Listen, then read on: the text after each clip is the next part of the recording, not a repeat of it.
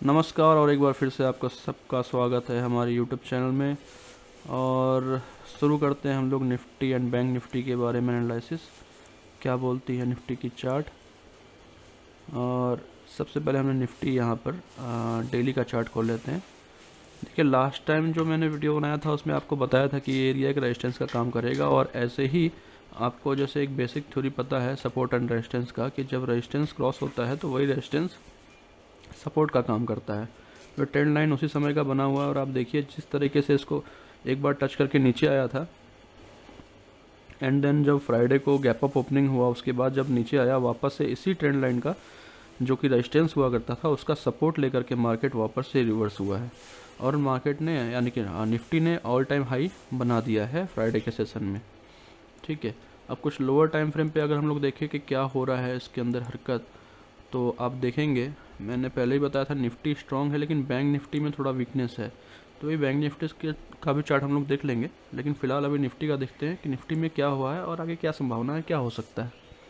ठीक है, तो जैसे ही आप निफ्टी में देखेंगे ये एरिया मैंने बोला था एक रेजिस्टेंस का काम करेगा, और फर्स्ट दिन जो है इसमें ही ओपनिंग होने के बाद इसके अंदर अच्छा एक सेलिंग प्रेशर था, काफ़ी नीचे तक आया था, एंड देन लास्ट मोमेंट में एक रिकवरी थी और फ्राइडे को एक गैप अप ओपनिंग हुआ। ठीक है, अब निफ्टी के लिए इंपॉर्टेंट लेवल क्या है, जैसे कि मैंने टेलीग्राम चैनल पे भी डाला है कि 21,500 21,700 जो है एक इम्पॉर्टेंट लेवल हो गया है अब निफ्टी के लिए। तो उस लेवल को ये बिल्कुल सपोर्ट की तरह एक्ट करेगा। तो आप देखेंगे ट्रेंड लाइन के आसपास 21,700 का लेवल है, बिल्कुल यहाँ देखिए। ठीक है, 21,700 ऑलमोस्ट इस ट्रेंड लाइन के आसपास है, और ये गैप जो था अब कुछ हद तक जब ये नीचे आया तो उस गैप को भी फिल कर दिया, तो अब मतलब नीचे वापस आने का चांसेस भी कम लग रहा है। अब ये मल्टीपल टाइम जब भी ये गिरेगा ना, इसको छोटे छोटे बहुत सारे सपोर्ट मिलेंगे, तो यहाँ से गिरने का चांसेस मुझे अब कम लग रहा है। और अगर कभी बाई चांस नीचे आता भी है तो आप ये वाला जो फॉर्मेशन हुआ है ना यहाँ पर, ये आपको अच्छा एक सपोर्ट का काम करेगा। ठीक है, ये लेवल है लगभग सपोर्ट तो मतलब 9 700 पे ही है, लेकिन फिर भी अगर और गिरता है तो बाइंग लेवल जो अगर हम लोग बोलेंगे ना कि गिरावट पे बाइंग कहाँ करना है, तो वो लेवल ये है 21,650 के आसपास। ठीक है, और सबसे बेस्ट लेवल क्या होगा इनकेस यहाँ से भी नीचे आता है, तो ऑलरेडी जो हम लोगों ने लास्ट टाइम सपोर्ट का एरिया ये जो ट्रेंड लाइन था इसको मार्क किया था, सेम यही लाइन है 21,500 के आसपास। ठीक है, तो 21,500 से लेकर 21,625 बहुत अच्छा सपोर्ट एरिया है, वहाँ से नीचे नहीं आना चाहिए। कुछ बहुत बड़ा ब्रेकिंग न्यूज़ आ गया, कुछ आ गया तो अलग चीज़ है, लेकिन टेक्निकली अभी बहुत अच्छा लेवल है। और ओवरऑल अगर आप देखेंगे तो जब भी कंसोलिडेशन करने के बाद ब्रेकआउट आता है तो मार्केट में एक तेज़ी आती है, तो यहाँ से अच्छा खासा ऊपर की तरफ मूव आना चाहिए, जो कि निफ्टी को 22,000 से लेकर के 22,500 तक लेके जाना चाहिए। यहीं पे हम लोग बैंक निफ्टी देख लेते हैं, बैंक निफ्टी में क्या हो रहा है। बैंक निफ्टी में क्या हो रहा है हम लोग देख लेते हैं एक बार। अभी 75 मिनट का चार्ट पे हम लोग देखते हैं।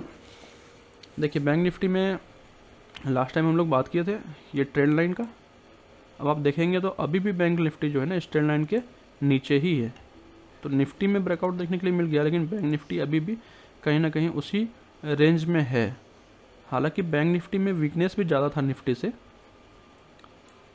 और मैंने आपको बताया था ये जो एरिया है अगर इस एरिया से बैंक निफ्टी चला तो वेल एंड गुड, अगर नहीं चला तो हमारे पास जो सपोर्ट निकल के आएगा काफ़ी नीचे 47,700 और 46,000 के आसपास ही लेवल निकल के आ रहा था, यानी कि यहाँ से भी 1,000 पॉइंट नीचे तक का एस्टिमेटेड था अगर ये एरिया ब्रेक करता तो। लेकिन अब आप देखेंगे इस एरिया से अच्छा खासा रिकवरी आया है, हालांकि अभी ट्रेंड लाइन को इसने ब्रेकआउट नहीं दिया है।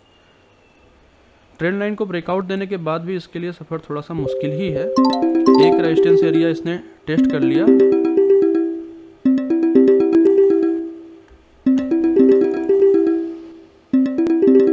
एक मिनट।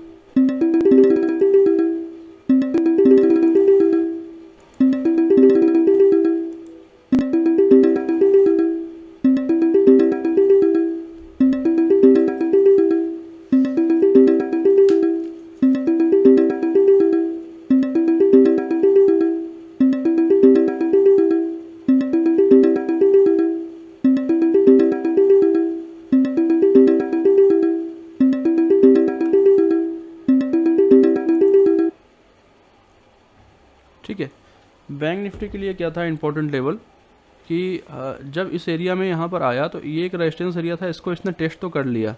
टेस्ट करने के बाद एक रिएक्शन आया, नीचे की तरफ गया और वापस से हल्का फुल्का रिकवरी है। अब अगर ये बैंक निफ्टी इस ट्रेंड लाइन को क्रॉस करता है, यानी कि 47,900 से लेकर के 48,000 का लेवल क्रॉस करके सस्टेन करता है और ऊपर निकलता है, तो एक अप मूव आ सकता है अच्छा खासा। और वापस से जो है ना 48,250 से लेके 300, ये जो लाइन में लगाया है 250 से लेकर के 370, 80 तक थोड़ा सा रेजिस्टेंस एरिया है, लेकिन हाँ अप ट्रेंड आएगा तो बिल्कुल इसको ब्रेक कर देगा, क्योंकि ऑलरेडी यहाँ से स्ट्रेंथ दिखाना स्टार्ट कर दिया बैंक निफ्टी ने। ठीक है, तो ये इंपॉर्टेंट लेवल हो सकता है। स्टार्टिंग में अगर कहीं पर भी निफ्टी या बैंक निफ्टी में डिप मिलता है तो बाइंग करने का अपॉर्चुनिटी मिल सकता है। ठीक है, बहुत ज़्यादा डिप नहीं, अगर गैप डाउन होता है तो अच्छा है बाइंग करने के लिए। अगर खुलता है फ्लैट और उसके बाद नीचे आता है तो थोड़ा सा वेट कर लीजिए। प्रीवियस डे का जैसे ये लेवल है,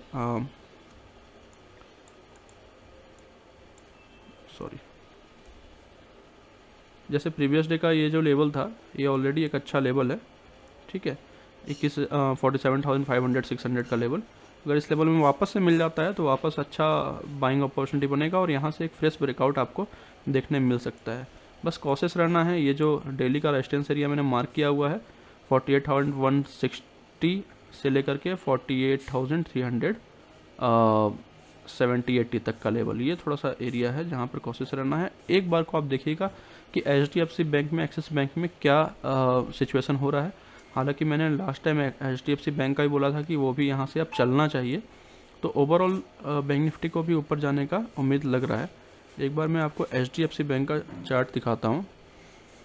ठीक है, आप देखिए HDFC बैंक में क्या हो रहा है कि एक सपोर्ट एरिया था यहाँ पर,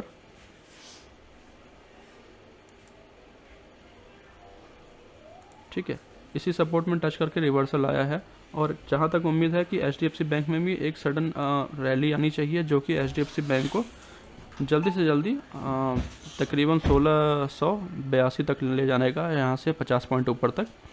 तो अगर HDFC बैंक में रिवर्सल आता है तो डेफिनेटली बैंक निफ्टी भी जल्दी से वो रेजिस्टेंस एरिया तोड़ेगा। और HDFC बैंक थोड़ा लॉन्ग टर्म के लिए आपको रखना है तो बहुत अच्छा स्टॉक है, यहाँ से आप लाइफ टाइम हाई के लिए होल्ड कर सकते हैं। ठीक है, ऑप्शन में नहीं, कैश में बोल रहा हूँ मैं, कैश में आप आराम से यहाँ HDFC बाय कर सकते हैं। अगर यहाँ से बैंक निफ्टी वीक होता है और HDFC वीक होता है तो आप वापस से, जैसे ही बैंक निफ्टी 45,000 46,000 के आसपास आता है तो वापस, अगर उस समय HDFC बैंक आपको इस लेवल पे मिलता है, ये लेवल है तकरीबन आपका 1550 वगैरह के लेवल है, यानी कि यहाँ से ऑलमोस्ट 100 पॉइंट नीचे, 80 पॉइंट नीचे, तो इस एरिया पे तब HDFC बैंक भी आ जाएगा, वहाँ पर आप डिप में बाय भी कर पाएंगे और यहाँ से वापस से आपको एक रिवर्सल आते हुए दिख सकता है। तो फिलहाल के लिए ओवरऑल अगर हम लोग समराइज करें कि क्या व्यू है कल के लिए या फिर आप कह लें पूरे वीक के लिए, तो वीकनेस नहीं है, स्ट्रेंथ आपको दिखना चाहिए मार्केट के अंदर। और स्ट्रेंथ कब तक दिखेगा? जब तक बैंक निफ्टी जो इम्पोर्टेंट लेवल था प्रीवियस, जो कैंडल का लो था उसके नीचे नहीं जाता है, मतलब उसके नीचे क्लोज नहीं करता है जब तक, तब तक वीकनेस नहीं है। ओके, ये जो कैंडल बना हुआ है इस कैंडल के नीचे, यानी कि 47,400 के नीचे अगर क्लोज नहीं देता है तब तक वीकनेस नहीं है, स्ट्रेंथ रहेगा मार्केट के अंदर। और निफ्टी में ऑलरेडी स्ट्रेंथ था आईटी की वजह से, और आने वाले समय में काफ़ी सारे सेक्टर, खास करके मेटल वगैरह के सेक्टर भी हैं जो आपको बहुत अच्छा स्ट्रेंथ दिखा सकते हैं। ठीक है, तो आई होप आपने वीडियो देखा, इसे लाइक किया होगा, सब्सक्राइब जरूर कर लिया होगा चैनल को आपने, और कुछ भी आपका सजेशन है, कुछ कमेंट्स है तो बिल्कुल आप कमेंट सेक्शन में लिखिए। Thank you so much. और टेलीग्राम चैनल का लिंक भी हमारे डिस्क्रिप्शन में है, उसको ज्वाइन करिए। Okay, thank you.